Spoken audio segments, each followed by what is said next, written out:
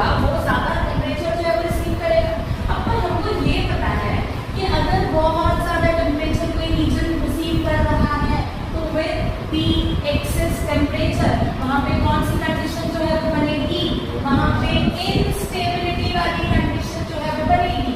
और अगर इनस्टेबिलिटी वाली कंडीशन बन रही है definitely you will see there what cloud formation plus you will see there what rainfall. और हमको पता है कि जब भी बारिश होती है तो थोड़ा सा टेम्परेचर जो है वो कम हो जाता है। मेरी बात समझ में आई? तो इक्वेटर पे भले ही बहुत ज्यादा गर्मी है बट बारिश भी इक्वेटर वाले रीजन पे फ्रीक्वेंटली होती रहती है।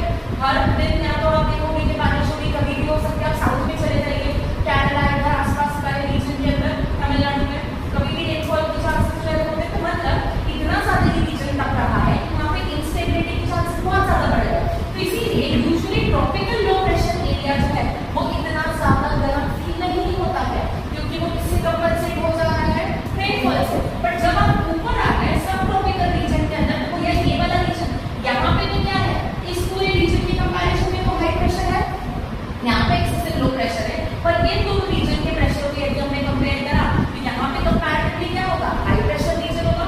पर गर्मी तो भैया यहाँ तक के अंदर सूरज आ रहा है तो गर्मी तो यहाँ पर भी फील होगी।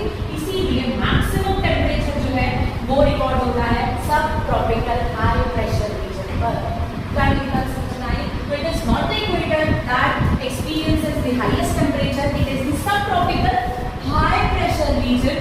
subtropical याद रखना है क्योंकि अभी भी एकदम ट्रॉपिक्स की बात कर रहे हैं तो ट्रॉपिकल ये कैरेक्टरिस्टिक थोड़ी थोड़ी उसके पास में होगी, वो कंप्लीटली टेम्परेट रीजन के अंदर कन्वर्ट अभी नहीं हुआ है क्योंकि टेम्परेट रीजन जो है वो कूलर एरिया से एसोसिएटेड है और ट्रॉपिकल वर्ड यहाँ पर है मतलब थोड़ी बहुत गर्मी वाली कैरेक्टरिस्टिक यहाँ पर प्रेजेंट है। और अगर गर्मी है तो यहाँ पे तो बारिश है बट यहाँ पे बारिश नहीं है, इसलिए highest temperature is recorded at the subtropical high pressure region that is just above the tropical.